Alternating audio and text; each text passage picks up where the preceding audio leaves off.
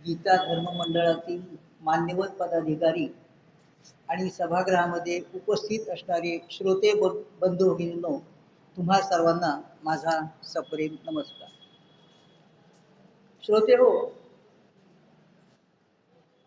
5 तारखेला मार्च महिन्याच्या गुरुवारी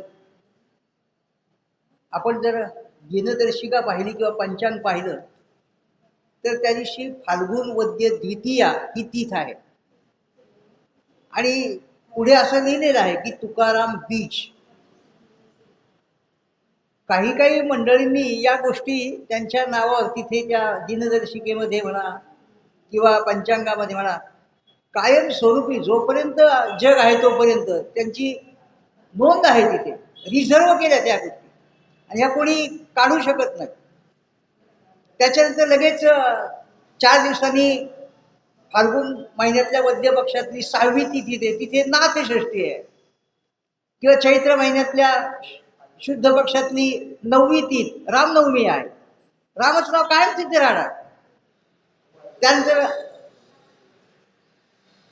श्रावण महिन्यातल्या वद्य पक्षातली जी अष्टमी आहे तिथे जन्माष्टमी म्हणजे कृष्ण जन्म.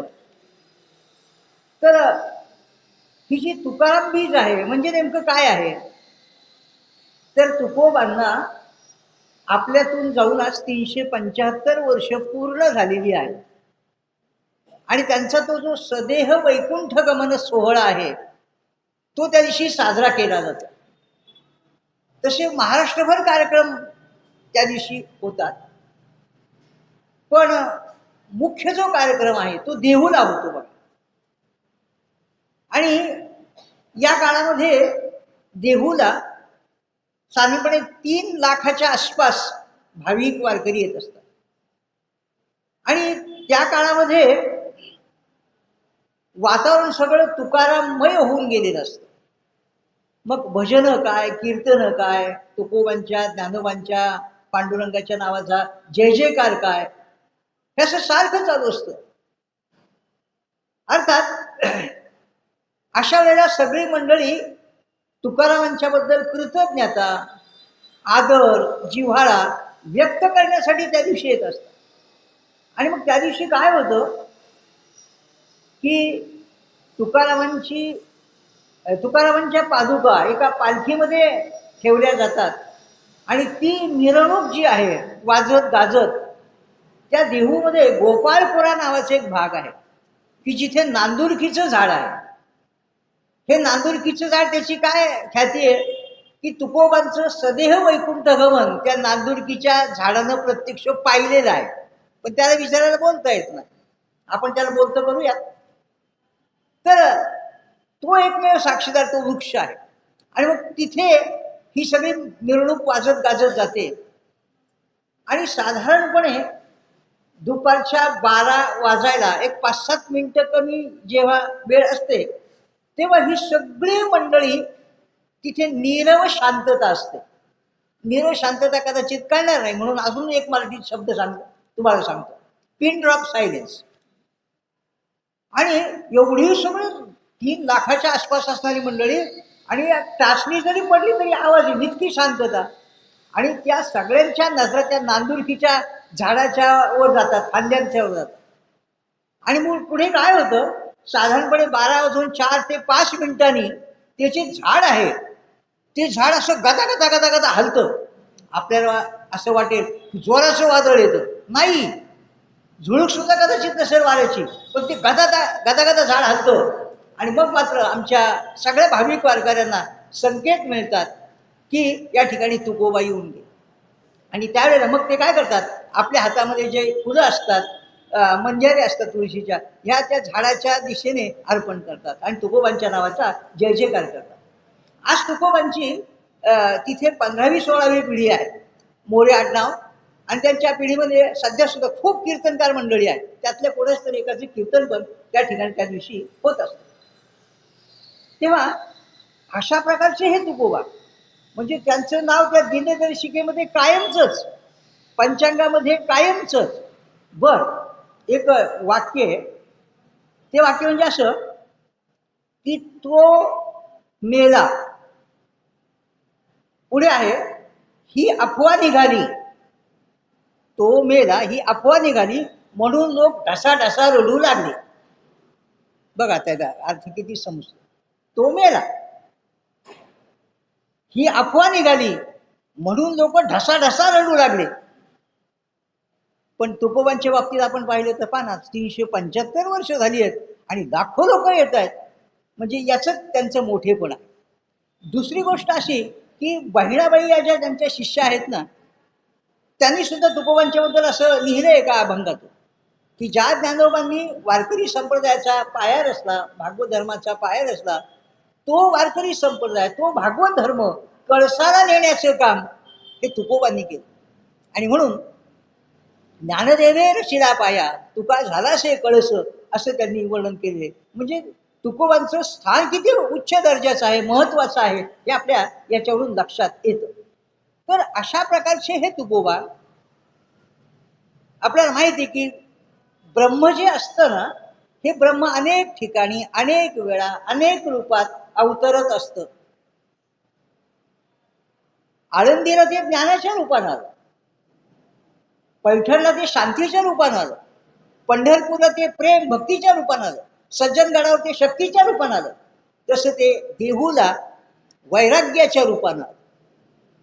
अर्थात वैराग्याच्या रूपानं जे ब्रह्म देहूला प्रगट झालं त्या ब्रह्माचं नाव आहे संत तुकाराम महाराज. यांचा जो काळ आहे तो 1608 ते 1649 इसवी सन. अर्थात अशा प्रकारचे हे जगद्गुरु तुकोबा ज्यांना म्हटलं जातं. आपल्याला की कृष्णालाही पण जगद्गुरु म्हटलं गेले, कृष्णम वंदे जगद्गुरु. दुसरे आद्य शंकराचार्य त्यांनाही पण जगद्गुरु म्हटलेलं आहे. आणि तिसरे तुकोबांना जगद्गुरु तुकाराम महाराज म्हटलेला आहे. कृष्णांनी भक्ताचा उद्धार केला, आद्य शंकराचार्यांनी त्यांच्या शिष्याचा उद्धार केला, तुकोबांनी मात्र सगळ्या जीवांचा उद्धार केला. तर अशा प्रकारचं हे तुकोबांचं व्यक्तिमत्व आहे. आणि येणाऱ्या या विजेच्या सोहळ्यानिमित्त आपल्या समोर हे तुकारामांचं चरित्र, त्यांच्या चरित्रातले काही प्रसंग आपल्यापुढे मी सादर करणार आहे. अर्थात प्रथम आपण तुकोबांना नमन करूया. तो नमनाचा अभंग असा आहे. नमो सद्गुरु तुकया ज्ञानदीपा, नमो सद्गुरु सच्चिदानंद रूपा, नमो सद्गुरु भक्त कल्याण मूर्ती, नमो सद्गुरु भास्करा पूर्ण कीर्ती. तुकोबांचा जन्म देहूला माघ शुद्ध पंचमीच्या दिवशी, म्हणजे त्या दिवशी वसंत पंचमी होती त्या दिवशी, पण शके 1530 मध्ये झाला. 1608-7 शकेमध्ये 78 मिळवलं की इसवी सन येतं. त्यानंतर तुकोबांनी सदेह वैकुंठ गमन फाल्गुन वद्य द्वितीया या दिवशी त्यांचं सदैव वैकुंठ गमन झालं. शके त्यावेळेला 1571 होतं, म्हणजे इसवी सन 1649 होतं. तुकोबांना 41 वर्ष 1 महिना आणि 17 दिवसांचं आयुष्य लाभलं. 42व्या वर्षीच त्यांनी सदैव वैकुंठ गमन केलं. वडिलांचं नाव बोलोबा, आईचं नाव कनकाई आणि त्यांचं आडनाव मोरे, आडनाव मोरे होतं. त्यानंतर या ठिकाणी तुकोबांच्या मोठ्या भावाचं नाव सावजी, मधले तुकोबा आणि धाकटे कान्होबा असे 3 भावंड होते. तुकारामांच्या घरामध्ये विठ्ठलाची भक्ती म्हणा, एकादशीचं व्रत म्हणा, पंढरीची वारी म्हणा, ही त्यांचे 8वे जे पूर्वज होते त्यांचं नाव होतं विश्वंभर बुवा, यांच्या काळापासून चालत आलेली आहे. आणि हे विश्वंभर बुवा म्हणजे संत ज्ञानेश्वरांच्या समकालीन होते बरं का. अर्थात या विश्वंभर बुवांनी आयुष्यभर त्यांच्या पंढरीची वारी केली, चुकवू दिली नाही. आणि जेव्हा शरीर थकलं तेव्हा तर त्यांच्या लक्षात आलं की आपण ह्या वारीला काही जाऊ शकत नाही, कारण शरीराचा त्राण उरला नाही. आणि त्यामुळे ते अस्वस्थ झाले. आपण संसारात कुठे काही बिघडलं तर अस्वस्थ होतो. तुकोबांचे 8वे पूर्वज विश्वंभर बुवा मला तर वारी करता येणार नाही म्हणून ते अस्वस्थ होते. आणि अशा या अस्वस्थ अवस्थेमध्ये पांडुरंगांनी त्यांना दृष्टांत दिला आणि सांगितलं की बुवा तुम्ही खरंच आजवर वारी चुकवली नाही, आता तुम्ही काही येऊ नका, मीच तुमच्या देहूला येतो. तुमच्या तुमचं जे आमराईचं वन आहे ना, तिथं या ठिकाणी तुम्ही दुसरे उद्या जा, खोदकामाचं साहित्य घेऊन जा, जिथून तुम्हाला तुळशी आणि बुक्याचा सुगंध येईल तिथे तुम्ही खोदकाम करा. आणि त्याप्रमाणे विश्वंभर गेले आपल्या काही स्नेहांना घेऊन, आणि तिथे गेल्यावर त्या आमराईच्या त्याला एका ठिकाणून अशा प्रकारचा वास आला, तुळशीच्या मंजिऱ्या आणि बुक्का. आणि नंतर मात्र त्यांनी तिथे खोदकाम केलं आणि त्या खोदकामामध्ये त्यांना विठ्ठल रुक्मिणीच्या मूर्ती सापडल्या. मग वाजत गाजत त्या घरी आणल्या देऊळवाड्यात आजच्या, आणि तिथे त्याची विधीपूर्वक प्राणप्रतिष्ठा केली. आज जर आपण गेलं देऊला, त्या देऊळवाड्यामध्ये पांडुरंगाचं जे मंदिर आहे रुक्मिणी पांडुरंगाचं, ते त्याच्या मूर्ती ज्या आहेत ना त्या विश्वंभरांच्या काळातल्या आहेत. म्हणजे आज जवळजवळ त्याला 700 वर्षाच्या पुढे वर्ष होऊन गेली. अर्थात अशा प्रकारे साक्षात पांडुरंग तिथे येऊन राहिले ते कायमचेच. आणि म्हणून म्हटलं गेलं, धन्य देहू गाव पुण्यभूमी ठाव तेथे नांदे देव पांडुरंग. अर्थात या तुकोबांना ते शेती करायचे म्हणून त्यांना कुणबी म्हणायचे, धान्याचा व्यापार त्यांचा होता म्हणून त्यांना वाणी म्हणायचे, त्यांनी सर्वस्वाचा त्याग केला होता म्हणून त्यांना गोसावी म्हणायचे, आणि आल्या गेल्या पै पाहुण्यांना ते आंबील नावाचं पेय द्यायचे प्यायला म्हणून त्यांचं आडनाव आंबिले असंही पण होतं. तुकोबांचा उपजीविकेचा जो व्यवसाय होता तो म्हणजे धान्याचा व्यापार होता, त्यांची सावकारी होती, आणि त्यांना महाजनकीचं पद पण होतं. हे त्या काळामध्ये मानाचं असं पद समजलं जायचं. तुकोबांचा जो सगळा एकंदर प्रपंच होता, संसार होता, हा लौकिक दृष्ट्या संपन्न होता, समृद्ध होता. तसाच त्यांचा परमार्थ सुद्धा तेवढाच या ठिकाणी संपन्न होता, समृद्ध होता. म्हणजे आपल्या जीवनामध्ये यातल्या दोनपैकी एक काहीतरी गोष्ट असते, पण तुकोबांच्या जीवनातल्या या दोन्ही पण गोष्टी होत्या. आणि त्यांनी या कारभाराची जबाबदारी त्यांच्या एकट्यावर आली होती. आता काय झालं की तुकोबांचा जो मोठा भाऊ होता सावजी, हा वृत्तीनं विरागी होता, त्याला प्रपंचात रस नव्हता. आणि म्हणून तुकोबांचे आईवडील जेव्हा थकले तेव्हा तुकोबांच्यावर ही जबाबदारी आली. बरं, लहान भाऊ तो लहान असल्यामुळं त्याचा काही उपयोग नव्हता, म्हणजे एकट्यानं सगळा हा कारोबार पाहिला होता, आणि तोही पण अगदी उत्तम रीतीनं. अशा या तुकोबांचा विवाह जो झाला पहिला तो 1622 साली झाला. लोहगावच्या मोजांची मुलगी, तिचं नाव रखुमाई होतं, तिच्याशी झाला. तुकोबांना रखुमाई पासून एक मुलगा होता, संतू त्याचं नाव. पण तुकोबांच्या आई वडिलांनी त्यांचा दुसरा विवाह केला, कारण ह्या ज्या रखुमाई होत्या ह्या नेहमी आजारी असायच्या, त्या दमेकरी होत्या. स्वतः रखुमाई सुद्धा तुकोबांना म्हणायच्या, तुम्ही आता दुसरं लग्न करा, माझं काही खरं नाही. आणि मग त्यांच्या आई वडिलांनी त्यांच्या दुसऱ्या लग्नाचा निर्णय घेतला, आणि पुण्याचेच आप्पाजी गुळे नावाचे सावकार, त्यांची मुलगी जिजाऊ, जिला तुकोबा प्रेमानं आवली असं म्हणायचे, तिच्याशी त्यांचं लग्न 1624 साली झालं.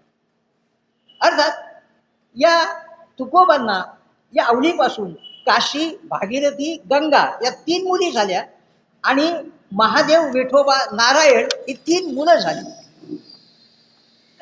अशा जण एकंदरीत तुकोबांचा सगळा संसार मग लौकिक दृष्ट्या असो, पारमार्थिक दृष्ट्या असो, उत्तम चालला होता. आणि काय असतं, कधी कधी सुखाला सुद्धा भोवळ येते बरं का, सुखाला सुद्धा चक्कर येते. आणि काय घडलं की त्यावेळेला 1629, 30 आणि 31 या 3 वर्षामध्ये, त्या काळामध्ये महाराष्ट्रामध्ये भयंकर दुष्काळ पडला, त्याला दुर्गादेवीचा दुष्काळ म्हणतात.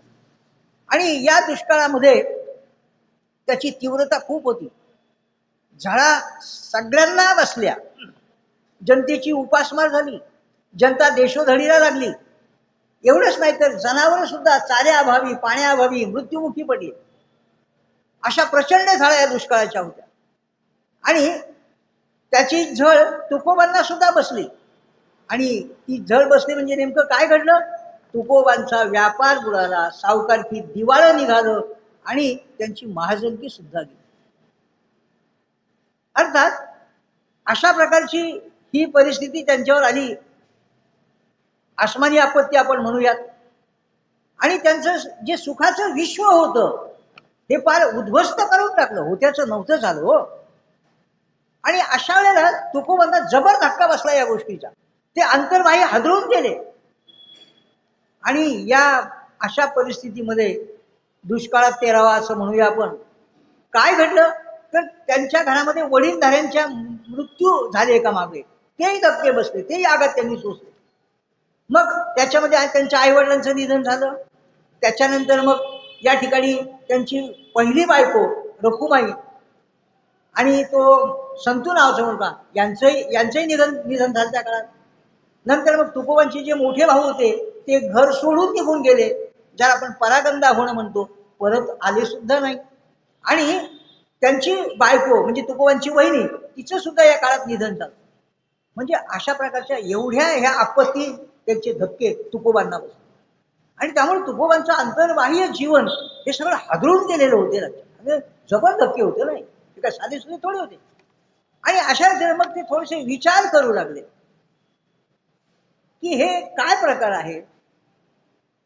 आपण जो प्रपंच करतो, ज्याला आपण संसार म्हणतो, तो असा शाश्वत आहे, क्षणभंगूर आहे, कारण त्यांनी अनुभवलंच ना. मग शाश्वत काय आहे, जे सनातन आहे, सत्य आहे, अनादि आहे, अनंत आहे, खरं आहे, ते काय आहे. असं तुकोबांचं विचारमंथन चालू होतं त्या काळामध्ये. खूप विचार करायचे. अर्थात या दरम्यान असं घडलं की त्यांना संसाराचा वीट आला, संसाराचा उबग आला, संसारावरचं मनच उडलं, वृत्ती उदासीन झाली त्यांची. आणि त्यांच्या लक्षात आलं, अरेच्या, आपण शाश्वत मिळवण्यासाठी काहीच केलं नाही. आणि जे अशाश्वत आहे प्रपंच संसार, त्याच्यातून मिळण्यासाठी मात्र खूप अट्टापिट्टा केला जीवाचा. आणि मग काय करायचे, ही सगळी परिस्थिती त्यांच्यावर आली. आणि मग त्यांनी तो एक नियमच केला. या काळामध्ये जवळजवळ 12-13 वर्ष तुकोबा दररोज सकाळी स्नानाधिक कर्म उरकली की गळ्यामध्ये वीणा, हातामध्ये टाळ चिपल्या आणि रामकृष्ण हरी रामकृष्ण हरी म्हणत कुठल्या तरी डोंगरावर जायचे. दिवसभर ते तिथे राहायचे. मग तो भामनाथाचा डोंगर असेल, घोराड्याचा डोंगर असेल, भंडाऱ्याचा डोंगर असेल, तिथे त्यांनी चिंतन केलं. अर्थात आज जरी आपण त्या परिसरात गेला, देहूपासून साधारणपणे 6-7 अंतरावर, किलोमीटरच्या अंतरावर ही सगळी डोंगर आहे, तिथं असुद्धा खूप निसर्ग चांगला आहे. त्या काळात कसं असेल. आणि तो त्यांना एकांत मिळाला.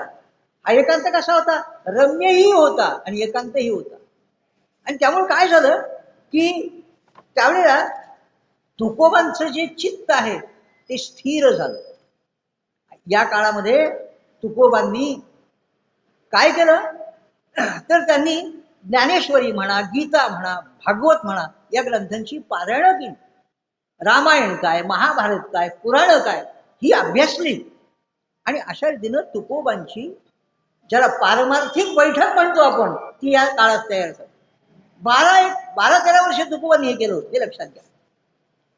आणि मग त्यांना सत्य काय आहे, क्षणभंगूर ते त्यांना कळलं. प्रपंच हा क्षणभंगूर आहे, संसार हा असाच आहे, अशाश्वत आहे, काही सांगता येत नाही. या कल क्या हो किसने जाना, किसने भी नाही जाना. इतका तो अश्वा. आपण त्या कोरोनाचा अनुभव घेतला होता. पहिली लाट आली, त्यानंतर मग दुसरी लाट आली, बरीचशी मंडळी गेली. आणि जेव्हा स्थिर स्थावर झालं तेव्हा आपल्या जीवात जीव आला. त्या काळात आपण कसे हादरून गेलो. एखादी ॲम्ब्युलन्स आपल्या घराजवळून गेली की आपल्याला वाटायचं गेला. तर अशा प्रकारचं ते वातावरण होतं. तर हे 2-3 वर्ष जवळजवळ होतं. आणि त्या काळात त्यांनी जे चिंतन केलं, मनन केलं, निधिध्यास केला, त्याच्यात त्यांना हे सत्य गवसलं. हे सत्य कोणतं होतं, ब्रह्मम सत्यम जगन्मिथ्या. तेव्हा त्याचे वर्णन तुकोबांनी एका ठिकाणी गेले. तुका म्हणे एक विठ्ठलची खरा, येर तो असारा वाहुगाची. श्रोते हो, तुकोबांचं मन मात्र 15 दिवसात त्या भामचंद्राच्या डोंगरावर त्यांना पांडुरंगाचा साक्षात्कार झाला 15 दिवसात. आणि ते या ठिकाणी खूप शांत झाले, स्थिर झाले. त्यांच्या चेहऱ्यावर प्रसन्नता आली, समाधान आलं, ते कायमच. अशा या काळात तुमच्या आमच्यासारखा मनुष्य असता तर हटकून गेला असता. आपला विवेक शाबूत राहिला नसता. आपल्याकडून अनेक न कराव्या अशा गोष्टी कदाचित घडून गेल्या असत्या. विवेक हरवला की काही होऊ शकतं आपल्यातून वागण्यात. पण तुकोबाने अशाही या काळामध्ये आपला विवेक शाबूत ठेवला. तुकोबांच्या जीवनातला हाच टर्निंग पॉइंट होता. विवेक शाबूत ठेवण्यासाठी काही उदाहरण मुद्दाम तुम्हाला देतो. पहिलं उदाहरण म्हणजे अशाही या दुष्काळामध्ये आपल्याला माहिती की मनुष्य फार आत्मकेंद्रित होतो, स्वार्थी होतो, मतलबी होतो. आणि तुकोबांनी मात्र काय केलं, विचार शाबूत ठेवला. ज्यांची ज्यांची देणी त्यांना द्यायची होती ती सगळी देणी त्यांनी चुकती केली. ही पहिली गोष्ट, विवेक शाबूत होता त्यांचा. दुसरी गोष्ट त्यांच्या हातून जी घडली ती म्हणजे त्यांची सावकारकी होती. आजूबाजूचे जे कुळवडे होते त्यांनी त्यांच्याकडून कर्ज घ्यावं त्या काळामध्ये, काही गहाण ठेवावं. आणि अशा प्रकारची जवळजवळ 30-35 पोती गोण्या या कागदपत्रांच्या, ज्याला आपण दस्तऐवज म्हणतो, रेकॉर्ड, महसुली रेकॉर्ड, हे त्यांच्यावर एवढं भरून होतं. त्यांनी हा विवेक ठेवला की आपला लहान भाऊ जो कान्हवा आहे त्याला निम्म देऊन टाकावं. आणि उरलेलं आपल्या वाट्याला आलेलं जे निम्म होतं सगळा हा प्रकार, गहाण खतं, कर्ज खतं, ही सगळी इंद्रायणीत बुडून टाकली. त्या कुळवड्यांना कर्ज माफी केली. हा दुसरा विवेकी निर्णय होता. आणि तिसरा विवेकी निर्णय म्हणजे त्यांचा धान्याचा व्यापार खूप मोठा होता. त्यांच्याकडे जी गोदाम होती ती धान्यानं भरलेली होती. आणि त्यांच्या लक्षात आलं ह्या कुळवड्यांची आता उपासमार होईल, भुकेने अन्नाने ते मरून जातील, मृत्युमुखी पडतील, म्हणून आपली धान्याची कोठार त्यांना खुली करून दिली. हा तुकोबांचा विवेक आहे. अर्थात अशा रीतीनं एक पत्रकार आहे साईनाथ नावाचा, तो त्यावेळेला नेहमी म्हणतो आणि आपल्याला माहिती पण आहे की असा दुष्काळ आवडेल सर्वांना, असं त्यांनी मोठं विचित्र शीर्षक दिलं. आणि खरंच हे आपण जर पाहिलं, दुष्काळ पुढाऱ्यांना, वरिष्ठ जे अधिकारी आहेत ना, त्यांना फार आवडतो दुष्काळ पडणं. का त्याने त्यांचं उखळ पांढरं करतात या काळामध्ये. कारण दुष्काळ निवारण्यासाठी भरपूर पैसा आणला जातो आणि त्यातच हेराफेरी करतात. पण तुकोबांनी यापैकी काहीही केलं नाही हे लक्षात घ्या. इथे तुकोबांचं वेगळेपण आपल्याला दिसतं. कोणी विचारावं तुकोबांना, तू हा प्रत्यक्ष पांडुरंगाचं साक्षात्कार झाला ना, मग त्यांच्या कानावर का नाही घातलं ही सगळी परिस्थिती बदलवण्यासाठी? अर्थात त्यांनी उत्तर द्यावं, आता नाही देवा काही अन्य मागणे, आता नाही देवा काही अन्य मागणे, मन तृप्त झाले आहे तुझ्या दर्शने, मन तृप्त झाले आहे तुझ्या दर्शने. अर्थात या काळामध्ये तुकोबांनी परमेश्वराचे आभार पण मानले. कशाबद्दल? की ही सगळी दुष्काळाची पीडा म्हणा, किंवा माझा व्यापार बसला म्हणा, धान्याचा व्यापार बुडाला, सावकारकी, हे जे सगळे, मला बायको जी दिली देवा तू पण कजाक दिली, वाचा तोंडा भांडकुदळ, सगळं देऊ गावात पंचकृषीत बोबाड. तर ह्या गोष्टी तू माझ्या जीवनात ज्या काय दिल्यात ना, याबद्दल मी तुला आभार मानतो. काय डेअरिंग असतो तुकोबांचो. आपण आपल्या घरात बसून काही संकट आली आणि सगळे बसले असं आपण म्हणलो ना, असं असं संकट आलं, देवा तुझे आभार बरं का, आपल्याला आणतील घराबाहेर काढून देतील, येऊ नका म्हणतील. तुकोबांनी डेअरिंग केलं.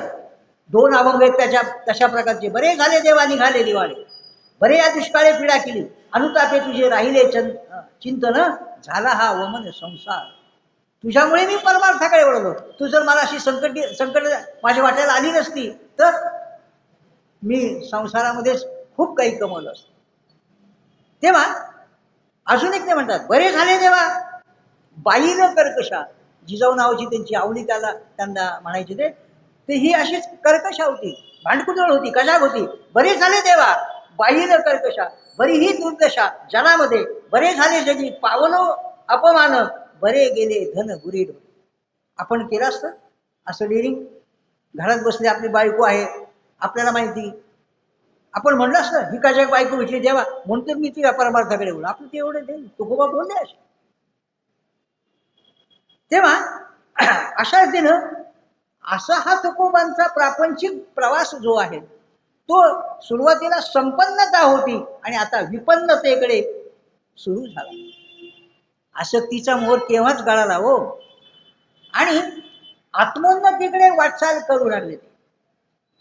आणि मग अणुरेणूहुनी ठोकळा म्हणजे लहान असणारा तुकोबा आभाळा एवढा कधी मोठा झाला कळणार सुद्धा नाही. आपण सामान्य माणसं आहोत. आपल्या जीवनावर अशी जर संकट आली, आघात झाले, तर आपण काय केलं असतं? कणलो असतो, कुंथलो असतो, रडलो असतो, गागलो असतो, देवाला शिव्या दिल्या असत्या, दैवाच्या नशिबाच्या नावाने काढा बोट मोडली असती, आत्महत्येचा विचार केला असता. आत्महत्या केली नसती पण विचार केला असता. का?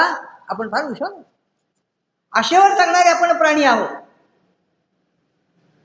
आपल्याला माहिती आहे अहो वेळ खराब असते, आयुष्य नाही. आणि म्हणून आपण काय केलं असतं? ही परिस्थिती, कारण 3 वर्षांनी परिस्थिती बदलली ना, 3 वर्षांनी परिस्थिती बदलली आणि सगळं जनजीवन सुरळीत झालं, व्यवहार सुरू झाले. पण तुकोबांनी तुम्ही आम्ही लहाचटासारखा संसार परत सुरू केला असता, लोचटासारखा परत संसार सुरू केला असता, तुकोबांनी हे केलं नाही म्हणून ते संत झाले, हे लक्षात. आता मग पुढं तुकोबाच्या संसाराचं काय? तर हा जो कान्होबा होता, 2-3 वर्षांनी परिस्थिती जेव्हा रुळावर आली तेव्हा या ठिकाणी त्यांचे सगळे कारभार सुरू झाले. मग देणी येणी काय असेल ते सगळं व्यवहार सुरळीत झाले चांगले. तेव्हा काहीतरी या कान्होबानं मिळवायला सुरुवात केली आणि तो आपल्या भावाच्या प्रपंचाला मदत करू लागला. आणि आणखीन एक गोष्ट अशी की या देहूमध्ये महादेवपंत कुलकर्णी नावाचे एक सधन श्रीमंत होते ग्रस्त. तर त्यांची तुकोबावर फार श्रद्धा होती. त्यांनी सुद्धा या ठिकाणी तुकोबांना मदत करावी. पण प्रत्यक्षात त्यांची जी बायको होती ना, तिला रणांगणावर प्रत्यक्ष झुंजावं लागलं, जीवाचा आटापिटा करावा लागला तिला. लक्षात घ्या. एवढंच नाही तर अशा तुकोबाच्या प्रपंचाची जी घडी आहे विस्कटलेली, तिने रुळावर आणली या काळामध्ये. अहो 6 पोरांचा व्याप होता. कल्पना करा, विचार करा. त्यातला त्यांचा जो नारायण नावाचा मुलगा होता, तुकोबांचं सदेह वैकुंठ गमन झालं तेव्हा तो जिजाऊच्या पोटामध्ये होता. जिजाऊ त्यावेळेस गर्भवती होत्या. म्हणजे ह्या सगळ्या 6 पोरांचं करायचं. आता एक पोरातच हल्लीच्या सुना खुश करतात. तर अशा रीतीनं इतक्या नेटानं, इतक्या जिद्दीनं या आवलीनं ही सगळी परिस्थिती 2 हात केले आणि तिला खूप पायपीट करायला लागली, खूप खस्ता खाव्या लागल्या. दुःखाचे डोंगर तिने सोसले, कष्टाचे डोंगर तिने उपसले. अशा प्रकारची आवली ही खरंच तिला घालावे तेवढे दंडवत थोडीच आहे. तिचा एक नेम होता. हे सगळं करून मग आपला नवरा कुठल्या तरी डोंगरावर गेला, मग त्याच्या भाकरी घेऊन जायचं, पाणी घेऊन जायचं. आणि अशा वेळेला तिचा नियम असा होता की ती नवऱ्याच्या अगोदर पाणी सुद्धा जेवल्याशिवाय पाणी सुद्धा पित नव्हतं. म्हणजे बघा, याला आपण पतिव्रता म्हणतो. आणि तुकोबांनी पतिव्रतेचं वर्णन केलंय. तुका म्हणे पतिव्रता जिची देवावरी सत्ता. इतकं सामर्थ्य पतिव्रतेमध्ये असतं. आणि त्या सामर्थ्याचा प्रत्यय या ठिकाणी लगेच आला. तो असा की एकदा ती जेव्हा तुकोबांचा डबा घेऊन गेली तेव्हा भंडाऱ्याच्या डोंगरावर जात असताना तिच्या पायात काटा घुसला. तो येडे बाबळीचा काटा होता. खोलवर गेला, रक्त आलं, तिचा पाय, वेदना खूप झाल्या आणि ती बटकन खाली बसली. आता आपल्याला माहिती भगवंताचं ब्रीद आहे, भक्ताचं रक्षण करणं, भक्ताच्या कुटुंबियांचं रक्षण करणं. म्हणजे हा जो तुकोबांचा सगळा परमार्थ यशस्वी झाला. असं म्हटलं जातं की जेव्हा पुरुष यश मिळवतो त्या यशाच्या मागे कोणतरी एक स्त्री असते, आई असेल, पत्नी असेल, बहीण असेल. तुकोबांचा जो परमार्थ यशस्वी झाला, सफळ झाला, त्याचे कारण केवळ या जिजाऊ आहे. जेव्हा पायात त्यांच्या काट्या घुसला, परमेश्वराला माहित होतं आपल्या तुकोबांचा जो परमार्थ आहे तो यशस्वी होतोय, याचं कारण ती प्रत्यक्षात खस्ता घेते, आटापिटा होती, तर चाल होती, तिला दमून जाते, थकून जाते. एकदा ती असंच म्हणाली, महाराज अहो मी जेव्हा तुमच्याकडे येते ना, एखाद्या डोंगरावर तर तुम्ही तिथे नसता हो, मग मला परत तो डोंगर उतरावतो, परत दुसऱ्या डोंगरावर जावं लागतो, तिथेही पण नसता, मग परत तो डोंगर उतरावतो, मग परत मला पुढच्या डोंगराला जातो, मग तुम्ही आदळता. असं नका ना करू, मी खूप थकून जाते हो, दमून जाते हो, मला सांगा ना काहीतरी, तुम्ही कोणत्या डोंगरावर जा हे अगोदर सांगा ना. म्हणून अगं तुक म्हणजे अगं अवधी असं काय करते, डोंगराकडे जाणारी जी वाट आहे ना तिला कान लाव, विठ्ठल विठ्ठल शब्द आला की सरळ तू पुढे, मी तिथे असणार. त्यामुळे तिची तंगड तोडली होती, थांबली. आणि हा जो काठा तिच्या पायात घुसला होता, ती मटकन खाली बसली. भगवंताला काळजी होती, गोरखेचं रूप घेतलं आणि लगेच तिथे आले ते, माई काय झालं ग बाई तुला. मग तिने सांगितलं मला काटा मोडला, खूप खोलवर गेलाय, वेदना खूप होत आहे, रक्त येत. माई तुझा काटा काढू का ग. अरे बाबा तू लहान पोर आहे, तुला येतो काढता. हो मी अनेक मोठमोठ्यांचे काटे काढलेत आतापर्यंत. आणि मग पांडुरंगानं प्रत्यक्षात तो काटा काढला, आणि काटा काढताना जिजाऊचा पाय आपल्या गुडघ्यावर घेतला, पायाची धूळ लावली जिजाऊच्या. हे जिजाऊचं भाग्य आहे, याला म्हणतात पतिव्रता धर्म. भगवंताचं तुकोबांच्या अगोदर जिजाऊला दर्शन दिलं, फक्त जिजाऊला ओळखता नाही. आणि मग ती काटा सुद्धा इतका व्यवस्थित काढ, तुला काही वाटलंच नाही. तुकोबांना भूक लागली होती, वाट पाहत होती, अजून आवडी कशी आहे ना, अजून आवडी कशी आहे ना. आणि मग हे सगळं झाल्यावरती जेव्हा गेली, तेव्हा गुरु गेले, गुराखी गेले. तुकोबाला सांगितलं, तुकोबाने विचारलं का काय उशीर झाला. मग तिने हा सगळा प्रसंग सांगितला. ते कोणतं तरी पोरग आलं म्हणे, मी महाराज काय सांगा, माझ्या आता वेदना बऱ्याच कमी झाल्यात, काटा त्यांनी अगदी व्यवस्थित काढ. अगं आवले असं काय करते तू, इथे या डोंगरात कसली जनावर आणि कसला गुरगी, सगळे हिंस्र श्वापद आहेत. अगं तो माझा पांडुरंग होता. म्हणजे पतिव्रतेचं सामर्थ्य पहा, लक्षात घ्या. अर्थात आमच्या महाराष्ट्राच्या मातीनं आम्हाला अशा दोन जिजाऊ दिल्या. एका जिजाऊनं हिंदवी स्वराज्य स्थापन केलं, तर दुसऱ्या जिजाऊनं या ठिकाणी आपल्याला तुकाराम नावाचा तिचा पती आपल्याला परमार्थासाठी, वाटचाल करण्यासाठी, भगवंताच्या प्राप्तीसाठी आपला पती देऊन टाकला. म्हणजे अशा पद्धतीनं या ठिकाणी हे तुकोबांचं असं चरित्र आहे बघा. कसे प्रसंग आहेत, कशा दिव्यातून जात आहेत. आपल्याला माहिती की म्हणून आमच्या महाराष्ट्रातल्या लोकांनी ज्ञानोबा तुकोबावर खूप प्रेम केलं. ही सगळी हृदयस्थ मंडळीत आमच्या, आणि पांडुरंगाचा आमचा आराध्य आहे हो. तुकोबा, ज्ञानोबा म्हणजे श्वास, तुकोबा म्हणजे उच्छ्वास मराठी माणसांचा. तुकोबा म्हणजे विठ्ठलाचं हृदय, ज्ञानोबा म्हणजे विठ्ठलाचं काळीज. आपला आता पहा, या आषाढीच्या वाणीच्या निमित्तानं देऊळून म्हणा, आळंदून म्हणा, किंवा महाराष्ट्राच्या कानाकोपऱ्यातून पंढरीला दिंड्या जातात पंढरपूरला, घेतात विठ्ठलाचं दर्शन, नाव घेतात ज्ञानोबा तुकाराम. पाहिलं का कसं यांना महत्व आहे, हे लक्षात घ्या तुम्ही. तर अशा पद्धतीनं या ठिकाणी आज महाराष्ट्रामध्ये हजारो खेडी आहेत. या खेड्यात कुठं ना कुठेतरी भजन चालू असतं, कीर्तन चालू असतं. आणि तुकोबांच्या अभंगाशिवाय भजन नाही, कीर्तन नाही, हे आज आपण अनुभवतो आहोत. तर अशा प्रकारचं तुकोबा, त्यांचे जे एक महत्वाचं कार्य त्यांनी जे केलं ते म्हणजे अभंग रचनेचं कार्य त्यांनी केलं. आपल्याला माहिती की तुकोबांनी जे अभंग रचले त्या त्यांच्या जीवनातल्या भावकविता होत्या बरं का. जवळजवळ 4092 त्यांनी अभंग दिले. आणि हे जे अभंग म्हणजे त्यांची शब्द कळाय ना, अहो ब्रह्मवाक्य आहे, आध्यात्मिक ज्ञानाचा हा गाथा म्हणजे आधारवड आहे. एवढंच नाही, त्याला पाचवा वेद सुद्धा म्हणतात. एवढंच नाही, मराठी माणसांची भगवद्गीता म्हणतात या गाथेला. सोनोपंत दांडेकर हे तर या गाथेला तुकोपनिषद असं म्हणायचे. तुकोबांनी ही जी अभंगाची गाथा लिहिली त्यामध्ये नाथांकडून त्यांनी विचार घेतला आणि नामदेवकडून त्यांनी काव्य घेतलं. अर्थात आपली जी मराठी भाषा आहे ही राजभाषाही झालेली आहे आणि आता ती या ठिकाणी अभिजात भाषा पण झाली,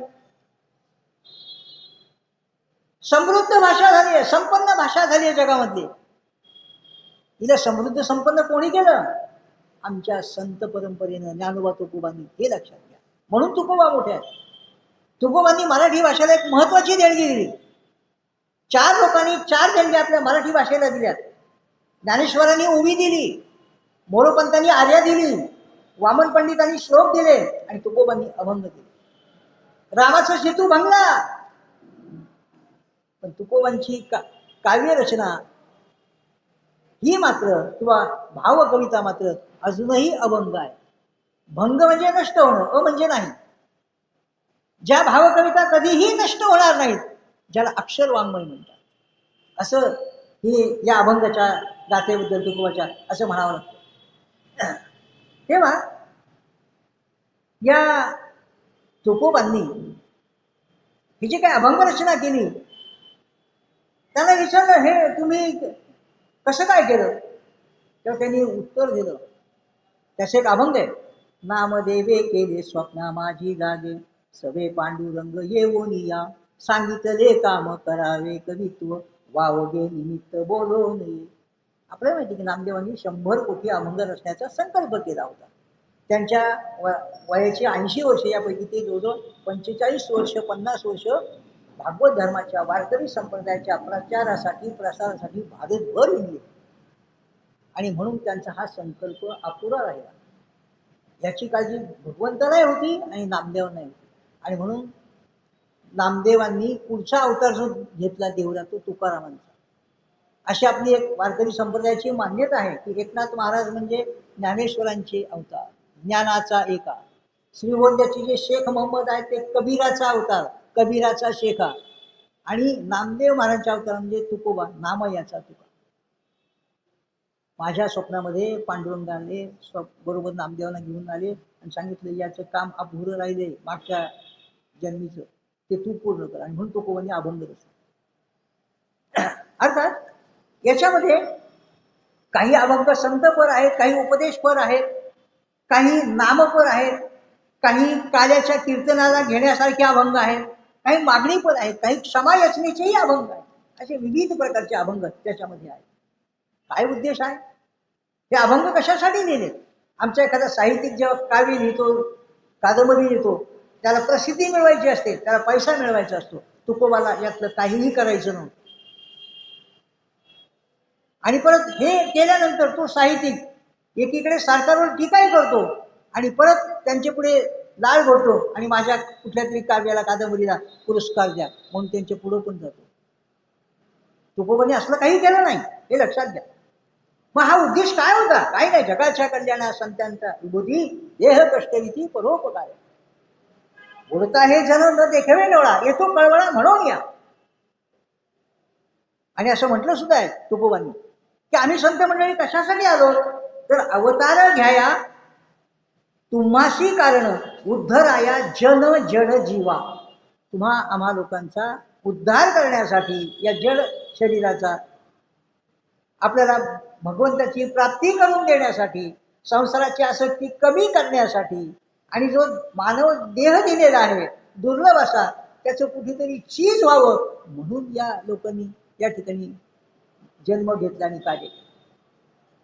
अर्थात मोरोपंतांनी, वामन पंडितांनी तुकोबांचं फार कौतुक केलं बरं का.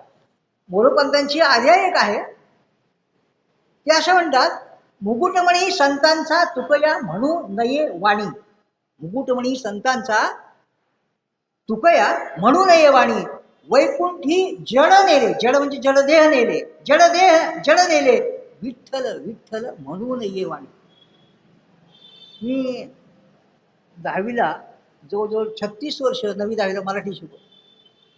विशेषतः 75 साली नवीन 10वी, त्यावेळेला तुम्हाला नवल वाटेल, 2 मार्कासाठी 17-18 अलंकार होते, 17-18 वृत्त होते. आता जर पाहिले आपण वृत्त तर 10वीला काढूनच घेतली आणि अलंकार फक्त 4-5 ठेवले. तेव्हा ही आर्यांनी शिकवली मुलांना, 10वीच्या मुलांना. आर्या एक मात्रा वृत्त आहे, त्यात 4 चरण असतात. पहिल्या चरणात आणि तिसऱ्या चरणात 12 मात्रा असतात.